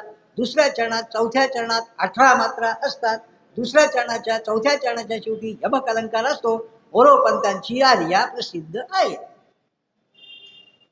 तर मोरोपंतांनी सुद्धा कसं कौतुक केलं तुकोबांचं, त्याला तुम्ही वाणी म्हणता. ज्या माणसानं या ठिकाणी संतांची मुकुटमणी म्हणून एवढं स्थान मिळवलंय त्याला तू वाणी जातीचा म्हणतो. कारण काय झालं, तुकोबा हे धान्याचे व्यापार करायचे म्हणून त्यांना वाणी म्हणायचे. आणि सनातनी व्यवस्थेने, मग तो देऊच्या पाठीला असेल किंवा ही सनातन व्यवस्था असेल किंवा काही लोक असतील, तुकोबांना त्रास दिला त्या काळात की तुम्हाला हा अधिकार नाहीये, तुम्ही शूद्र आहात. अभंग करणं, अभंग रचणं, कीर्तन करणं आणि त्या अभंगातून वेद वेदांत सांगणं नाही तुम्हाला अधिकार. आणि मोरोपंत म्हणतात वैकुंठी जड नेले. आपल्याला त्या अध्यात्मामध्ये हा जो आपला देह आहे याला जड देह म्हणतात. आणि जेव्हा आपण मरतो तेव्हा आपला जड देह त्याच्यावर आपल्याला माहिती अंत्यसंस्कार होतात, दहन किंवा दफन. पण तुकोबाई असे एकमेव संत आहेत ज्यांनी आपला जड देह सुद्धा वैकुंठाला दिला. तेव्हा अशा प्रकारचा आपला जड देह आजवर कोणीही वैकुंठाला नेला नाही, तो त्यांनी नेला. म्हणून त्यांना या ठिकाणी तुम्ही असं तू शूद्र जातीचा आहे असं म्हणू नका. अशा प्रकारची ती आर्या. प्रपंचामध्ये विकार वासनांच्या आहारी आपण जातो, आपल्याला प्रपंचाची आसक्ती सुटत नाही. आणि अशा वेळेला आपला माथा ठिकाणावर नसतो. तुकोबांनी तुमचा आमचा माथा ठिकाण्यावर राहावा म्हणून गाथा लिहिली आहे, एवढं लक्षात आलं. वामन पंडितांनी काय म्हणलं तुकोबांचं कौतुक करताना, जयाची वदे वेद वेदांत वाणी म्हणावे कसे हो तया लागी वाणी. परब्रह्मरूपी असा जो तुकावा तयाचे तुकी कोण कैसा तुकावा. म्हणजे ज्या माणसाची वाणी वेद वेदांत सांगते, जयाची वदे वेद वेदांत वाणी, याच्यात वाणी शब्दाचा अर्थ होतो शब्द, भाषा. ज्या माणसाची वाणी वेद वेदांत सांगते म्हणावे कसे हो तया जागी वाणी. तू वाणी जातीचा आहे असं तुम्ही कशावर म्हणता. परब्रह्मरूपी असा जो तुकावा तयाचे तुकी कोण कैसा तुकावा. तुकोबा आणि विठ्ठल हे दोन नाहीत, एक आहेत. म्हणजे तुकोबांचं स्थान इतकं महत्वाचं आहे असं कौतुक या वामन पंडितांनी केलं. अर्थात आपल्याला माहिती आपल्या संतांनी काय केलं की आपल्या आत्मोन्नतीचं जे साधन होतं, म्हणजे या देहात राहून परमेश्वराची भक्ती करायची आणि जन्म मरणाच्या फेऱ्यातून सुटका करून घ्यायची. तर हे जे साधनं होती ही सगळी संस्कृत भाषेतली होती. बंदिस्त झाला होता हा सगळा मार्ग. आपण वंचित होतो. आमच्या मराठी महाराष्ट्राच्या संत परंपरेनं हे सगळे वेद, उपनिषद, गीता हे सगळे तुम्हाला आम्हाला आमच्या भाषेमध्ये आणून दिले. लोक म्हणायचे, कारण आपल्याला माहिती एक सनातनी लोकांचा वर्ग होता त्यावेळेला भारतभर. त्यांचं संस्कृत चांगलं होतं आणि त्यांनी या लोकांनी काय केलं, दुकानं मांडली होती. उत्तम बोलायचे. आचार्य रजनीश एकदा म्हणाले होते, काही काही लोक इतकं कृष्ण चरित्र चांगलं सांगतात ना, खूप चांगलं सांगतात. असं वाटतं की कृष्ण आला तरी त्याचं चरित्र इतकं चांगलं सांगणार नाही, इतकं चांगलं सांगतात. पण प्रत्यक्षात व्यवहार मात्र कृष्णाच्या चरित्रातल्या गुणापासून कोसो दूर असतात. याला काय म्हणजे अशी सनातनी मंडळी होती, त्यांचा सगळा अभ्यास होता, पण ते लोकांना देत नव्हते, सांगत नव्हते हा तुमच्या उद्धाराचा मार्ग आहे. म्हणून ती अडचण आमच्या संत परंपरेने सोडवली. मग त्याला म्हणाले यांना काय कळणार वेदांचा अर्थ, असे ते सनातनी लोक म्हणायला लागले. तर तुकोबांनी उत्तर द्यावं, वेदांचा तो अर्थ आम्हासची ठावा एरांनी व्हावा भार माता. आणि सगळे ह्या वेद वाङ्मयामध्ये खूप मोठं वेद वाङ्मय आहे. आणि सामान्य लोकांना तुम्हाला परमार्थ करणं, देवाची प्राप्ती करणं सोपं व्हावं म्हणून काय सांगावं, वेदू अनंत बोलिला अर्थ तुकाची साधिला निज निष्ठे नाम घ्यावे विठोबाशी शरणता. तू फक्त भगवंताचं नाव घे, तुझा उद्धार होईल, तुला भगवंताची प्राप्ती होईल. अर्थात एकदा तुकोबांना असं विचारलं की हे सगळे अभंग तुम्ही केले. मग तुकोबांनी मात्र सांगावं, नम्रता कशी असते संतांच्या अंगी पहा. तुकोबांच्या चरित्रातून खूप काही घेण्यासारखं आहे. थोर महात्मे होऊन गेले चरित्र त्यांचे पहा जरा, आपण त्यांच्या समान व्हावे हाची सापडे बोध करा. संकटाशी कसा सामना दिला, दानत कशी दाखवली, अभंग रचना कशी केली आपल्या कल्याणासाठी, ही सगळी तुकोबांची जी चरित्र आपण पाहिली, किती लोकांच्याकडून त्यांनी त्रास सहन केला आणि नम्रता किती. आपण जर 10 ओळी लिहिल्या तर आपल्याला लगेच ताठपणा येतो. तुकोबा त्याचं उत्तर द्यायचे. जसं ज्ञानोबांनी उत्तर दिलं, 700 श्लोकांची गीता 9033 ओव्यामध्ये त्यांनी मांडली, ज्ञानेश्वरीमध्ये भावदीपिकेमध्ये. तेव्हा त्यांनी सांगितलं, किंबहुना तुमचे केले धर्मकीर्तन हे सिद्धी नेले, एथ माझे जे उरले पायिक पण. माझ्या गुरूंनी सगळं हे केलं, मी फक्त निमित्त मात्र आहे. तुकोबा सुद्धा असंच म्हणायचे, आपल्या बळे नाही मी बोलत, सख्या कृपावंत वाचा त्याची. एवढंच नाही, काम्या पामरे बोलावी उत्तरे, परी त्या विश्वंभरे बोलविली. एवढंच नाही, करतो कवित्व म्हणाले हे कोणी. तुम्ही जर कोणी म्हणाल की मी कवित्व करतो, करतो कवित्व म्हणाल हे कोणी, नव्हे माझी वाणी पदर्शी. ही माझ्या वाणी पदर्शी वाणी नाहीये, माझी या युक्तीचा नव्हे हा प्रकार, प्रतिभा कल्पना ही माझी नाहीये. मग कोणाची आहे, मग मज विश्वंभरे बोल. इतकी नम्रता. आणि आपल्याला की परमार्थामध्ये अध्यात्मामध्ये जो नम्र होतो ना, नम्र झाला होता तेने कोणीले भगवंता, त्यालाच फक्त परमेश्वराची त्या ठिकाणी प्राप्ती होती. काय सांगितलं या अभंगातून, त्यांनी आम्हाला वेदनीती शिकवली, त्यांनी आम्हाला सदाचरण शिकवलं, त्यांनी भोंदू लोकांच्यावर, दांभिक लोकांच्यावर, ढोंगी लोकांच्यावर टीका केली, दुर्जनांना थापडा मारल्या, सज्जनांना दंडवत घातलं, जातीची जी उतरंड आहे ती मोडीत काढली. लोकोद्धाराचं काम, लोकशिक्षणाचं काम त्यांनी केलं. आम्हाला विवेकाची वाट दाखवली, नराचा नारायण आमचा केला, पुरुषाचा पुरुषोत्तम त्यांनी बनवला आणि आम्हाला सुखी जीवनाचा मूल मंत्र किंवा पासवर्ड या तुकोबांनी आम्हाला विनामूल्य दिला. हे तुकोबांनी केलंय.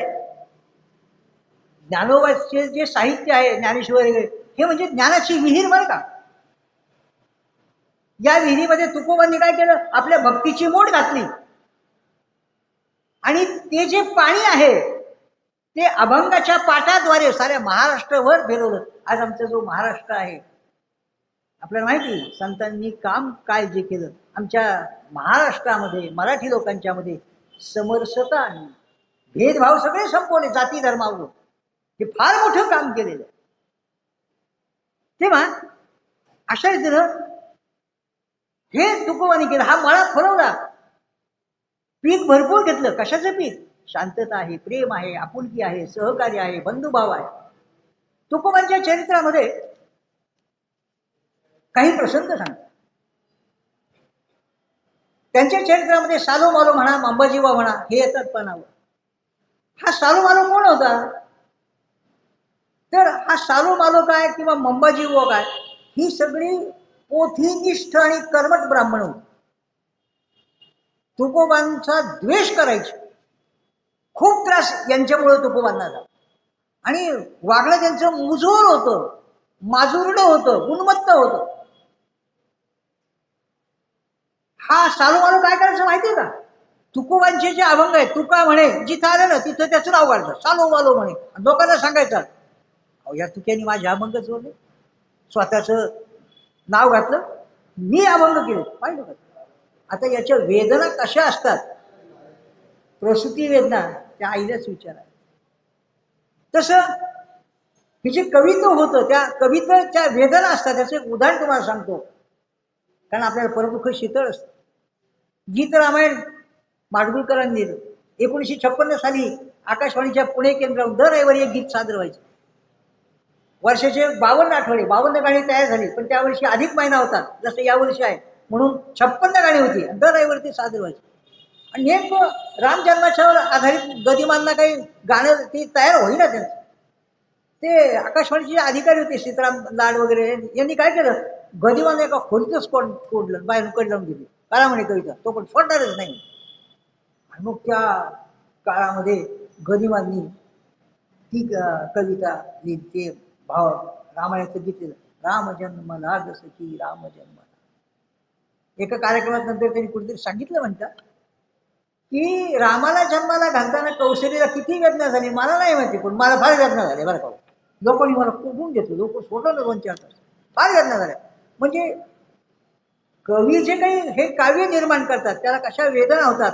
मग आता तुकोबांनी सगळं हे काव्य केले 4092, आणि तिथे तुका म्हणेच्या विषयी हजर सालोबालो म्हणे तुकोबांच्या अंतकरणाला नाही का वेदना झाल्या. हा मंबजीव हा तो तुकोबांचा द्वेष करायचा. बहिणाबाईंनी म्हणजे तुकोबाच्या शिष्या बहिणाबाई म्हणजे खानदेशातल्या नाहीत, अरे संसार संसार त्या बहिणाबाई नाहीत. ह्या संभाजीनगर जिल्ह्यामध्ये वैजापूर नावाच्या तालुक्यात सिऊर नावाचं गाव तिथल्या तुकारामांच्या काळातल्या त्यांच्या शिष्या.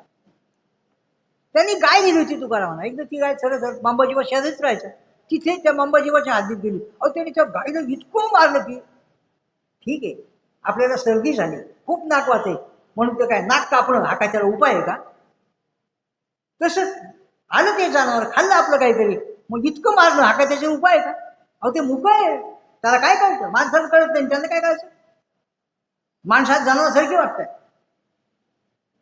तेव्हा अशा पद्धतीनं तुकोबा गेले शेवटी, पण तुकोबाला त्या वेदना होऊ लागल्या त्या गाईला मारल्या.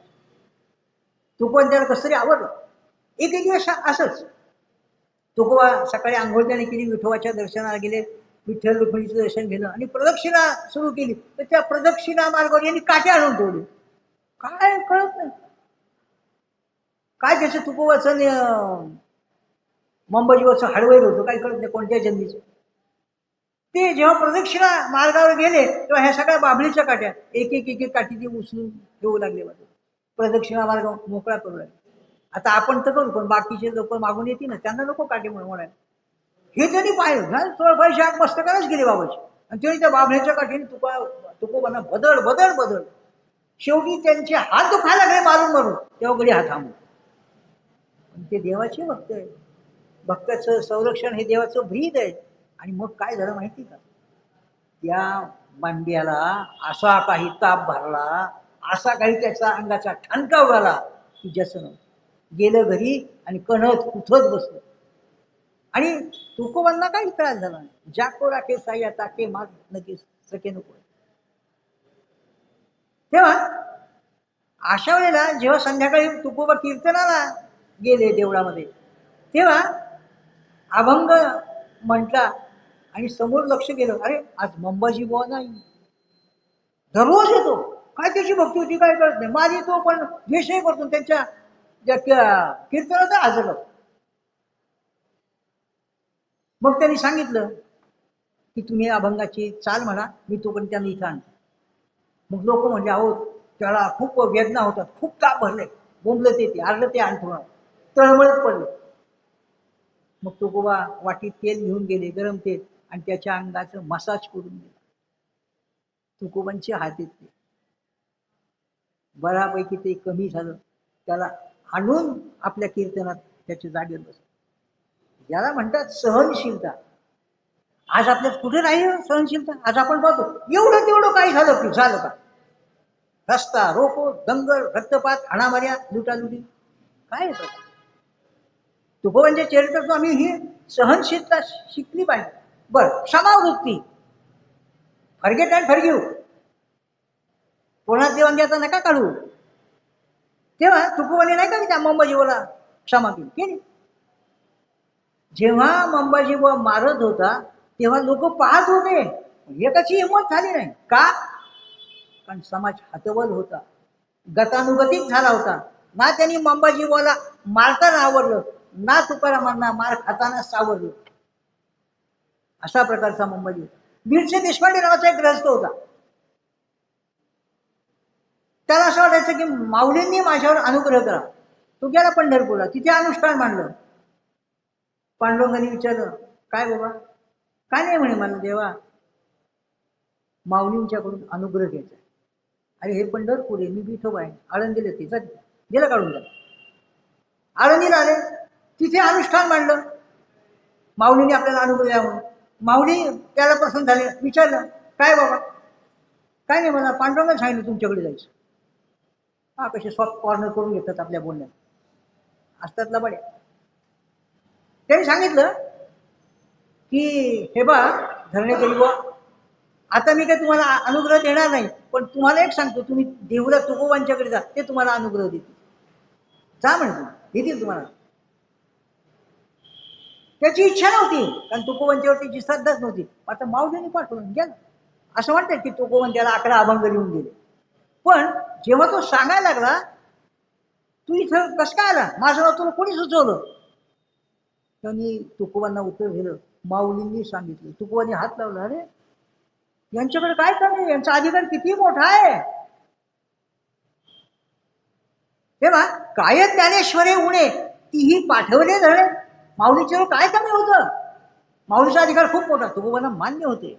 याचे दारी सोन्याचा पिंपळ अंगी असे वळ रेडा बोले, एवढं सामर्थ्य होतं त्यांच्यात. एवढंच नाही, ज्ञानियांचा राजा गुरु महाराव म्हणते त्यानं देव तुम्हा असे मज पामरा हे काय थोरपण पायीची वाहन पायी बरे. म्हणजे तुकोबांच्या अंतःकरणामध्ये माऊलींच्या विषयी कसा आदर होता, जिव्हाळा होता, प्रेम होतं, भक्ती होते, पूज्य भाव होता, हे आपल्याला दिसून. आणि मग त्यांनी 11 अभंग दिले, माऊलींचा मान राखला. पण याच्यातून मला एक मुद्दा तुमच्या लक्षात आणून द्यायचा आहे की तुकोबांचं मोठेपण कशात आहे इथे. लक्षात घ्या, ज्ञानेश्वरांच्या जवळ ज्ञान आहे. या ज्ञानानं, म्हणजे ज्ञान असलेल्या ज्ञानेश्वरानं वैराग्य असणाऱ्या तुकोबांना डोक्यावर घेतलं. ही तुकोबाची उंची होती. हे तुकोबाचं मोठेपण याच्यात होतं. ज्ञानोबांनीच पाठवलं. शक्यतो असं होतं का?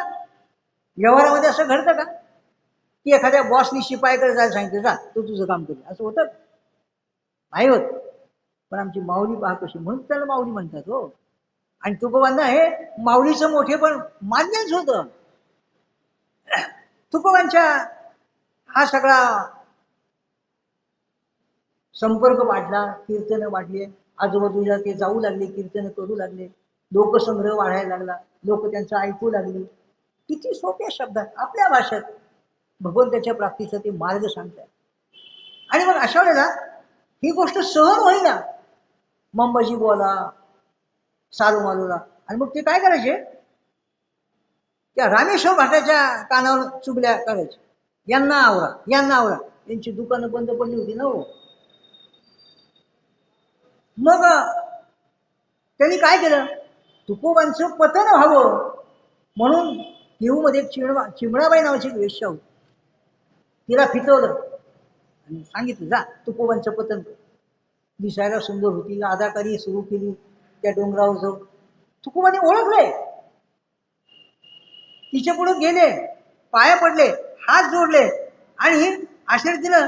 तुकोबाने तिला सांगितलं, जाई ओ माये, हे माझ्या आई, तू जा, करू नको साय असले माझं पतन करण्याचा काही तू प्रयत्न करू नको. आम्ही विष्णुदास तैसे नोही. तुमच्या आमच्या सामान्य माणसाचं या ठिकाणी हटकून पतन झालं असतं, कारण शेवाळ्यावरून चाललं की पाय घसरतोच. पण तुकोबांनी आपलं चारित्र्य पाहत असत, अबाधित. देवाला हेच पाहिजे असतं, नुसतं शरीर सुंदर नाही तर आपलं चारित्र्य सुद्धा तेवढं सुंदर असावं लागतं. आणि मग त्यांनी सांगितलं, परस्त्रिया पराविया नारी आम्हा रुक्मिणी समान किंवा परस्त्री सदा माया बहिणी. त्यानंतर तुकोबांच्या जीवनामध्ये आपल्याला शिवाजी राजांनी सुद्धा त्यांना नजराणा पाठवला. सोन्याचे मोहरा काय, अलंकार काय, कपडा लत्ता काय, तुकोबांनी सगळा त्यांना परत केला. त्यांची जी लोक आली होती त्यांना सांगितलं की तुम्ही सांगा महाराजांना, कारण तुकोबांना माहिती होती की महाराज फार महत्वाचं काम करतात, हिंदवी स्वराज्याची स्थापना करणं. आपल्या जीवावर उदार झालेत, प्राण लावलेत त्या शर्यतीमध्ये. आणि शिवाजी चरित्र, आता नुकती शिवजयंती झाली म्हणून सांगतो, शिवाजी चरित्र सगळे प्रसंग पहा, कधी त्यांचा प्राण जाईल काही सांगता येत नव्हतं. अशी सगळी जीवघेणी संकट या माणसाने अंगावर घेतली आणि हिंदवी स्वराज्य उभारलं. तर अशा शिवाजी राजांना तुम्ही सांगा की तुम्ही हे खूप चांगलं काम करता आहात, या कामी तुम्हाला तुमच्याजवळ धाडस आहे, भवानीचा आशीर्वाद आहे, आईचे संस्कार आहेत, पण या कामी तुम्हाला पैसा लागणार आहे. हा नजराणा मला नकोय, तुम्ही घेऊन जा आणि त्या कामात वापरा. हे तुकोबा. इथं आपण आपल्या पोळीवर कसं तूप जास्तीत जास्त वाढवून घेता येईल हे पाहतो. आणि मग त्यांनी सांगितलं की तुम्ही महाराजांना सांगा, तुम्हाला असं वाटेल की हा नजराणा त्यांना मिळाला की ते सुखी होतील. नाही, आम्ही तेडे सुखी म्हणा, विठ्ठल विठ्ठल मुखी, कंठी मिरवा तुळशी, व्रत करा एकादशी. असं जर तुम्ही केलं तर मी सुखी. तुकोबांच्या कीर्तनात महाराज येऊन बसायचे आणि ते सगळे कीर्तन ऐकून महाराजांना सुद्धा असं वाटायला लागलं ना की हे स्वराज्याचं काम सोडून द्यावं आणि तुकोबांची कीर्तनं ऐकावी, पांडुरंगाची भक्ती करावी. तुकोबांच्याही लक्षात आलं, तुकोबांनी त्यांना सुनावलं, मी जे अभंग कीर्तन करतो, लोकांना चांगल्या गोष्टी सांगतो, हा माझा परमार्थ आहे आणि तुम्ही हिंदवी स्वराज्य स्थापन करता, हा तुमचा परमार्थ आहे, तुमचा परमार्थ तुम्ही करा. सांगितलं. तुम्हाला माहिती का, छत्रपती शिवाजीराजांनी हे जे हिंदवी स्वराज्याचं स्वप्न आपल्या दोन डोळ्यांनी पाहिलं, त्यातला एक डोळा म्हणजे तुकोबा होते आणि दुसरा डोळा म्हणजे रामदास स्वामी होते. अर्थात तुकोबांना काही लोक म्हणतात हे विद्रोही संत होते, बंडखोर संत होते, आणि त्याची उदाहरणं काय द्यायची, त्यांनी उदाहरणं द्यावी. मऊ मेळा होणे आम्ही विष्णुदास, कठीण वज्रासवर हेतुवायचे, किंवा म्हणे देऊ काशीची लंगोटी, दाठाळाचे माती हाडूकाठी, किंवा दयातीचे नाव भूतांचे पालन, अनिक निर्दालन कंटकांची. हो, माऊलींची जी शब्दकळा होती त्याच्या तुलनेत तुकोबांची भाषा जरा कडक होती, मान्य. पण याचा अर्थ ते विद्रोही होते, बंडखोर होते नाही. त्यांच्या चरित्रामध्ये असं कुठलंही उदाहरण आहे का, एखाद्या आता मंबाजीवाला काय ते मारू शकले नसते का, एकही उदाहरण सांगा. त्यांनी दाठाच्या माथ्यामध्ये काठी मारली, त्याचा डोकं फोडलंय, किंवा त्यांच्या मार्गात जो काही कंटक आला त्याला त्यांनी ठार केला, आहे का सुरू? यावरून तुकोबा हे विद्रोही नाहीत, बंडखोर नाहीत. हा, त्यांची शब्दकाळ मात्र जरा माऊलींच्या पेक्षा त्यांची भाषा वगैरे थोडीशी कडक असायची, हे मात्र निश्चित. अर्थात तुकोबांच्या किंवा एकंदर संतांच्याच अभंगावर आमच्या काही मंडळींनी नेहमी अशी टीका करावी की हे जी मंडळी आहेत ना, यांनी म्हणे काय केलं तर अंधश्रद्धा पसरवल्या, समाजाला आळशी दैववादी बनवलं, जेरे हरी आणि खाटल्यावरी कष्ट करण्याची वृत्ती संपवली. अर्थात अशा पद्धतीने त्यांना टाळकुटा बनवलं, व्यवहार शून्य बनवलं, भोळं बनवलं, मूर्ख बनवलं, अशा आक्षेप आहेत संत वाङ्मय. लक्षात घ्या, संतांचे आमच्यावर इतके इतके उपकार आहेत. आग लगी आसमान में, झरझर गिरे अंगार, संत न होते तो जग जाता संसार. इतके संतांचे आमच्यावर उपकार आहेत आणि आम्ही मंडळी त्यांच्यावर आक्षेप घेतो. आणि त्यासाठी काही काही अभंग उदाहरण म्हणून ही मंडळी देतात बरं का. इथं नको तिथे लोक चांगले डोकं चालवतात. पहा, तो अभंग असा आहे, हेची थोर भक्ती, आपल्या परिचयाचा असेल तो अभंग. हेची थोर भक्ती आवडते देवा, संकल्पावी माया संसाराची, ठेविले अनंते तैसेची राहावे, चित्ती असू द्यावी समाधान. बस. आणि इथे ते सांगतात, तुकाराम म्हणे बा हे संतांनी केलं, प्रयत्नवाद त्यांचा मोडून काढणं, कष्ट करण्याची वृत्ती त्यांनी मोडून काढणं. एक लक्षात घ्या, आपण जेव्हा उंच पर्वतावर जातो, शिखरावर जातो आणि आजूबाजूचं दृश्य पाहतो, त्याला विहंगम दृश्य म्हणतात. ते सौंदर्य हे आपण पाहून त्या ठिकाणी आपलं मन प्रसन्न होतं. पण हे सगळं अनुभवण्यासाठी आपल्याला त्या उंचीवर जावं लागतं. संतांचं देखील साहित्य, त्याचा अर्थ आपल्याला तेव्हाच कळेल आपण जेव्हा त्यांच्या उंचीचे होऊ. मग अशी गल्लची काही होते ना, ती अशी होते बघ. संतांचे आम्हाला अर्थ कळत नाही, त्यांच्या साहित्याचे अभंगाचे अर्थ कळत नाही का, आमची उंची तोकडी आहे. आम्हाला म म्हणजे मम्मी वाटते संतांना, पण यंदा म म्हणजे मासा वाटतो. काय करा, तेव्हा आपण आपल्या अधिकारानं उंच व्हावं, हा त्याचा अर्थ आहे. म्हणजे तेवढी क्षमता आपल्या अंगी बांधली पाहिजे, तर हे त्यांच्या अभंगाचे अर्थ करतील, नाही तर नाही. या अभंगाचा अर्थ तसा नाही. त्यांना लोकांना आळशी बनवायचं नाही, दैववादी बनवायचं नाही. असाध्य ते साध्य करिता सायस कारण अभ्यास तुका म्हणे, याच्यातून काय सांगितलंय, प्रयत्नाचंच महत्व सांगितलंय ना. अर्थात याचा अर्थ थोडक्यात एवढाच आहे, समयाशी सादर व्हावे देव ठेवीन तैसे राहावे. हा सोपा अर्थ आहे. एक उदाहरण तुम्हाला देतो कलाम साहेबांचं. यांचं जे पूर्व आयुष्य होतं, खूप संघर्ष करावा लागला त्यांना. खडतर असा जीवन त्यांचं होतं. त्यांना वैमानिक व्हायचं होतं. अनेक ठिकाणी त्यांनी मुलाखती दिल्या, सगळ्यात फेल. निराश व्हायचे, उदास व्हायचे. एकदा ते असेच एक मुलाखत देण्यासाठी गेले. यावेळी त्यांनी आपल्या बहिणीचे सोन्याचे दागिने गहाण ठेवले आणि तिथे गेल्यानंतर हेच झालं, हे रे माझ्या मागण्या. परत एकदा फेल. आणि मग मात्र इतके काही निराश नाराज झाले की ते एका चट्टानाकडे, म्हणजे उंच असा भाग आणि खोल अशा प्रकारची जरी, आणि त्यांच्या मनात आत्महत्या करावी असे विचार. कलाम साहेबांचं अग्निपंख नावाचं आत्मचरित्र आहे, विंग्स ऑफ फायर, त्याच्यामध्ये हा प्रसंग दिलाय त्यांनी, म्हणून सांगतो. तर ते असे जेव्हा झाले तेव्हा तिथे ऋषिकेशला शिवानंद स्वामींचा आश्रम होता. ते विहार करत होते संध्याकाळच्या वेळेला. त्यांनी पाहिलं एक मुलगा काहीतरी कृत्य करतोय. त्याला हाका हे मुला. त्यांनी मागं पाहिलं, स्वामींना पाहिल्यावरती आले त्यांच्याकडे. स्वामींनी त्याची समजूत घातली, आपल्या आश्रमात नेलं, त्याला जीव खाऊ घातलं. दुसऱ्या दिवशी ते तामिळनाडूचे राहणार आहेत, तिथपर्यंत तुला रेल्वेचं तिकीट काढून देतो, इतकं जवळ घेतलं. ही आमची सनातन परंपरा आहे. ते मुसलमान आहेत हे पाहिलं नाही, जात विचारली नाही. आम्हाला इथं हिंदू जात विचारून तिथे मारलं. त्या स्त्रियांचं वैधव्य या ठिकाणी हिरावून घेतलं. तू हिंदू आहे ना, लगेच मारलं. आणि आमची सनातन परंपरा कशी आहे, आपल्याला अभिमान असला पाहिजे या परंपरेचा. ती परंपरा टिकवण्यासाठी, वाढवण्यासाठी, रक्षणासाठी आपण एव्हर रेडी असलं पाहिजे, सज्ज असलं पाहिजे, दक्ष असलं पाहिजे. कारण आता हल्ली लवचिकाची फार उदाहरणं आहेत, आपण पाहतोय. हे चांगलं नाही. आज आकडे आले त्याचे पेपरमध्ये, किती बाया आज अशा झालेल्या आहेत, त्यांचा अजून तपास नाही. मध्यंतरी मी माझ्या गावी गेलतो राहुरीला.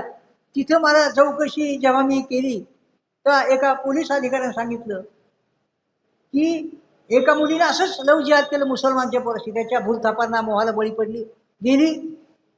आणि तिने उलट आमच्याकडे तक्रार केली की मी माझ्या विचारानं जात आहे, मी आता सक्षम आहे, माझं प्रौढ आहे, वय आहे माझं, मी माझा निर्णय घेऊ शकते. आणि तिने आणखी काय करा माहिती, पोलीस स्टेशनमध्ये एक अर्ज दिला, मला माझ्या जीवाला माझ्या आई वडिलांपासून धोका आहे. काय म्हणू असो. तर अशा प्रकारे या ठिकाणी दुसऱ्या दिवशी जेव्हा कलाम साहेब निघाले तर त्यांच्या पाया पडले आणि स्वामींनी त्यांनी प्रश्न विचारला, स्वामी ही सगळी जी माझ्या जीवनामध्ये संकट आली, का मला यश मिळत नाही? तर स्वामींनी सांगितलं, असून सांगितलं, अरे बेड्या किती सोपं आहे त्याचं उत्तर. कारण लक्षात घ्या, जीवनामध्ये आपल्याला जेव्हा यश मिळतं ना, तेव्हा नेहमी समजायचं ही देवाची कृपा आहे. आणि अपयश मिळालं की समजायचं देवाची इच्छा आहे. असा एकदा अर्थ ठरवला की त्या अभंगात आपल्याला वाटतं खरंच समयाशी सादर व्हावे देव ठेवील तैसे राहावे, हा त्याचा अर्थ खरा. आणि मग त्याने सांगितलं, अरे देवाची इच्छा अशी आहे की तुला अजून काही वेगळं द्यायचंय, म्हणून असं होतं. आणि मग आपल्याला माहिती की पुढच्या काळात त्यांची खूप प्रगती झाली. मग ते काय मिसाईल मॅन झाले, राष्ट्रपती झाले, सगळं काही मिळवलं त्यांनी, मान मिळाला, सगळं काही मिळालं त्यांना. आणि जेव्हा त्यांचं निधन झालं, त्यांच्या नावावर कुठं शेत नव्हतं, कुठं बंगला नव्हता, कुठं कार नव्हती. त्यांच्या खात्यावर फक्त 2500 रुपये शिल्लक होते. 6 पॅन्ट होत्या, 4 शर्ट होते, 3 सूट होते. पण आणखीन काय काय होतं, एक पद्मश्री होती, एक पद्मभूषण पदवी होती. त्यांच्याकडे डॉक्टरेट पदव्या तर खूप होत्या. नंतर त्यांना आपल्याला भारतरत्न पदवी मिळाली. मग त्यांनी विचार केला, तर स्वामींनी सांगितलं ना, देवाने मला याच्यासाठी राखून ठेवलं होतं, म्हणून त्याचं फेल केलं. जर मी तिचा आत्महत्या केली असती, हे कुठं ठेविल्यानंतर तशीच राहावे, याचा अर्थ असा, देव ठेवील तैसे राहावे, समयाशी साधे. तुकारामांच्या कारण माझं भाषणच 5-10 संपते. एक 10-15 मिनिटं घेऊ का? चालेल. तर अशा रीतीनं अजून एक उदाहरण आठवलं म्हणून सांगतो मला. कौन बनेगा करोडपतीचा 11वा सीझन चालू होता. आणि या सीझन मध्ये कोलकाता विद्यापीठाचे कुलगुरू जे होते त्यांचं नाव होतं निरंजन सक्सेना. शास्त्रज्ञ होते ते स्पर्धक म्हणून आले होते. आणि 3,20,000 रुपये त्यांनी जिंकले बरं का. त्यावेळेला काही ते दुगुण असलं वगैरे त्यामुळे ती रक्कम दुप्पट व्हायची. त्यांना 6,40,000 मिळाली. बच्चन साहेबांनी त्यांना सांगितलं, श्रोत्यांना सांगितलं, सगळ्यांनी टाळ्या वाजवल्या. आणि बच्चन साहेब आता पुढचा प्रश्न, पण त्यांनी करोडो रुपये मिळवलेच असते त्याचे. पुढच्या वेळेला बच्चन साहेब जेव्हा प्रश्न विचारायला तेव्हा त्यांनी थांबवलं. मला एक सांगायचं, सांगा ना. मी इथे खेळ सोडून देतो, खेळ सोडून. आणि कारण काय सांगितलं? जो प्राप्त है वो पर्याप्त है. जे मला मिळालं ना ते मला पुरेसं आहे. कोरोनाच्या काळात एक उदाहरण सांगतात, फार ठिकाणी झालं. एक म्हातारा मनुष्य होता, त्याला खूप त्रास झाला, श्वास घेता येईना. हॉस्पिटलमध्ये ऍडमिट केलं सरकारी. तिथे त्याला कृत्रिम श्वास प्रणाली लावली. आणि तेवढ्यात काय झालं की त्याला तुकतुकी आली. पण तेवढ्यात काय झालं, एक असा 24-25 वर्षाचा तरुण, त्याची अशीच अडचण झाली, कोरोनाची लागण झाली. तेव्हा त्यांनी ते पाहिलं आणि डॉक्टरला बोलवलं, हे माझं काढा आणि त्याला लावा, मी माझं आयुष्य भोगलं आहे. ही आमची सनातनी परंपरा आहे.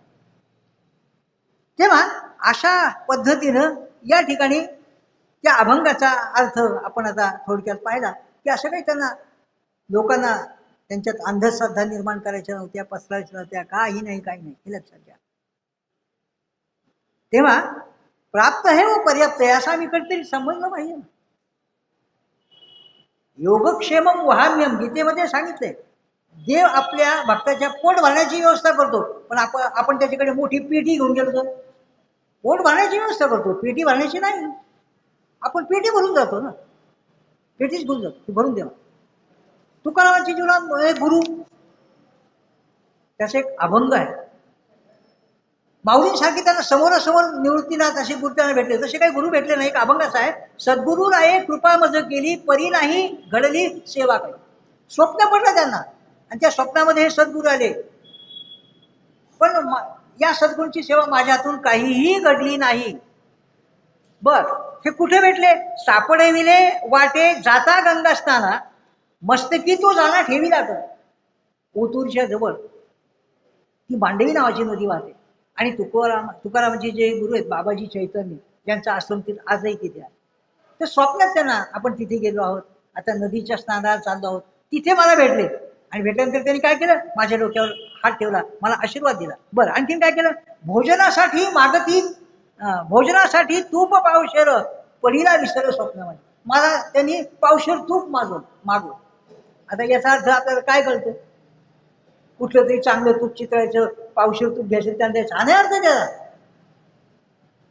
आपल्या ज्या अंतःकरणाच्या अवस्थात मन बुद्धी चित्त अहंकार, तर मन हे जे आहे ना, तुम्ही फक्त परमार्थाला द्या. हे 4 भाग आहेत, 4 पावशेर आहेत एका शहरातले, मन बुद्धी चित्त अहंकार. मला पावशेर तूप दे म्हणजे मला तुझं मन दे, बाकी काही नको, ते लाव. ह्यानं तू संसार कर, मनानं परमार्थ कर, हा त्याचा अर्थ आहे. बर, पुढे काय घडलं मग, त्यांनी मला त्यांची मालिका सांगली, राघव चैतन्य, केशव चैतन्य सांगितलेली पूर्ण मालिकेची. बरं, अजून काय सांगा, मग त्यांनी आमचं नाव सांगितलं, बाबाजी आपुले सांगितले नाम आणि मंत्र दिला रामकृष्ण. आणि ही घटना कधी घडली, माघ शुद्ध दशमी पाहुणी गुरुवार, केला अंगीकार तुका म्हणे. अशा प्रकारे त्यांना स्वप्नामध्ये अशा प्रकारचे गुरु लाभलेले होते, ते आपण पाहिले. तुकोबांच्या चरित्राचे 1-2 प्रसंग अगदी थोडक्यात. रामेश्वर भटाचं आपल्याला माहिती की जेव्हा या मंबाजी बुवांनी, सालोमालोने, गावातल्या पाटलांनी, काही लोकांनी, तुकारामांच्या विरोधकांनी शेवटी रामेश्वर भटांना आणलं, तिथं ग्रामसभा घेतली, तुकोबांना उभं केलं. रामेश्वर भटांनी विचारलं, इथून पुढे अभंग करू नका, कीर्तन करू नका, जे अभंग आहे ते बुडवा. नदीमध्ये. तुकारामांनी बुडवून टाकलं अभंग. आज्ञा त्यांची शिरसावंद्य मानली. आणि मग ते त्या नदीकाठी एका शिळेवर बसले आणि पांडुरंगाशीच त्यांनी वाद घातला. मला माझे अभंग परत आणून दे. तू सांगितलं ना स्वप्न मला माहित नाही. निर्वाण मांडलं. जोपर्यंत तू अभंगाच्या वाया मला आणून देत नाही ना तोपर्यंत मी अन्न पाणी घेणार नाही. 13व्या दिवशी पांडुरंगानं बालवेशात हे सगळे अभंग आणून दिले.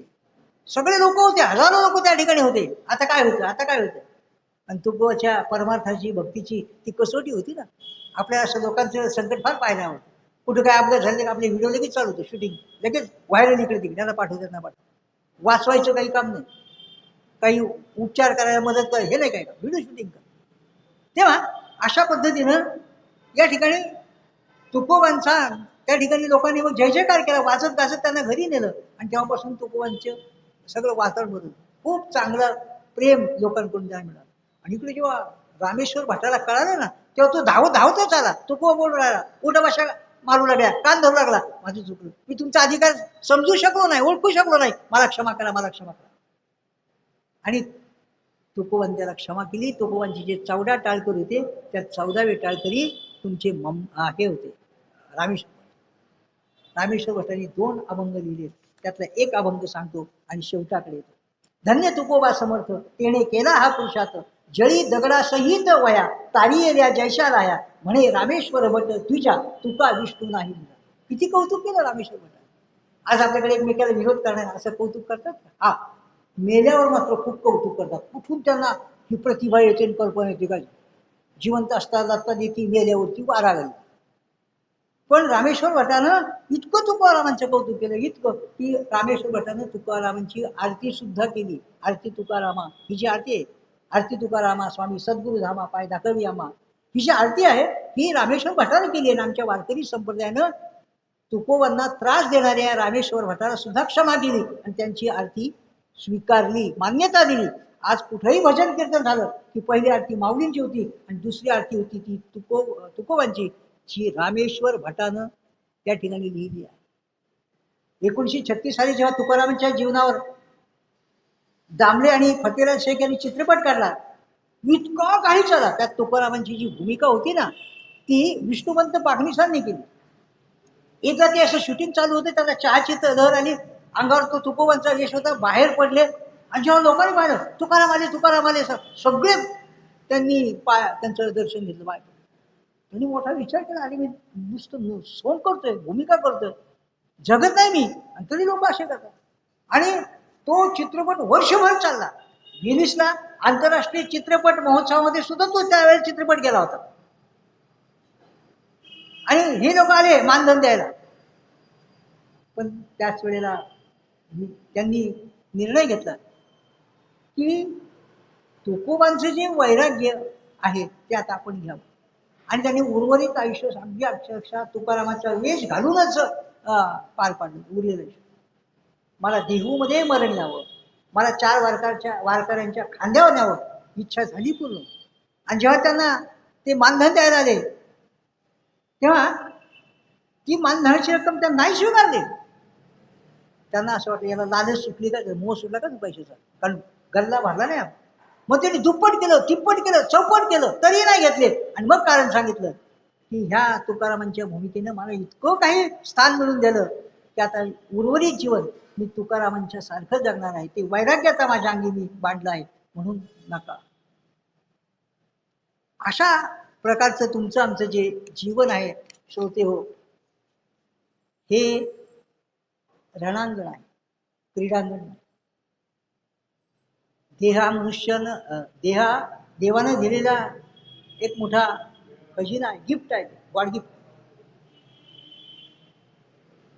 आणि आपण ते भगवंताच्या प्राप्तीसाठी वापरत नाही, प्रपंचात काहीतरी मिळवण्यासाठी ते मातीमोल करतो, शेणामातीमध्ये मिसळून टाकतो. पण लक्षात घ्या, आयुष्याचा जो चित्रपट आहे त्याला रिकॅप नाही, आणि जीवनामधली जी गाणी आहेत ना त्याला वन्स मोर नसतं. मग आपलं जे आयुष्य आहे हे सगळं प्रपंचामध्ये आपण या ठिकाणी घालवलेलं आहे. लहानपणी आईचं ऐकलं,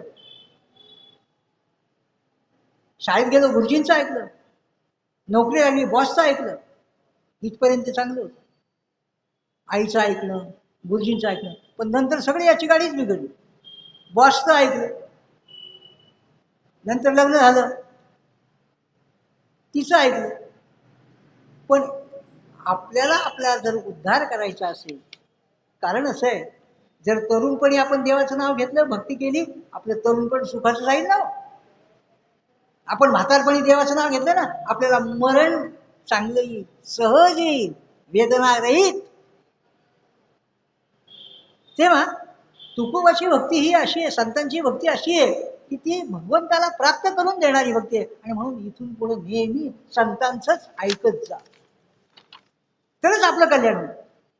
आणि म्हणून लक्षात घ्या, शिवबानंतर छत्रपती होणे नाही, ज्ञानोबानंतर सदैव वैकुंठ गमन नाही, ज्ञानदेवानंतर त्यांनी जी समाधी घेतली आळंदीला, अशी समाधी परत संजीवन समाधी नाही. आणि तुकोबासारखं सदैव वैकुंठ गमन परत नाही. काय होती तुकोबांची परिस्थिती? घरात नाही धन, पोटात नाही अन्न, गावात नाही मान, तरी चित्ती असू द्यावी समाधान. एवढंच नाही, बसायला मोडका पाठ, पाणी प्यायला गळका माठ, जेवायला तुटके ताट, झोपायला मोडकी खाट, पण शेवटी धरली वैकुंठाची वाट. आम्हाला हे करता येईल का? येईल ना, त्यात काही वाद नाही. कारण भक्तीने आपला उद्धार होऊ शकतो. भक्तीविना उद्धार नाही कुणाचा. पण त्यासाठी काय केलं पाहिजे? भक्तीसाठी निर्धार पाहिजे मनाचा. आणि तो निर्धार म्हणजे आपण काय केलं पाहिजे ते सांगतो आणि मी इथे थांबतो. भगवंताची प्राप्ती करण्यासाठी आपण भक्ती केली पाहिजे. तुकोबांच्या चरित्रातल्या बऱ्याच गोष्टी घेतल्या पाहिजे. त्यातला एक भाग तुम्हाला सांगतो आणि मी थांबतो. जगण्याचा पाया चालण्याचे बळ, जगण्याचा पाया चालण्याचे बळ, विचारांची कळ तुकाराम, विचारांची कळ तुकाराम, तुकाराम.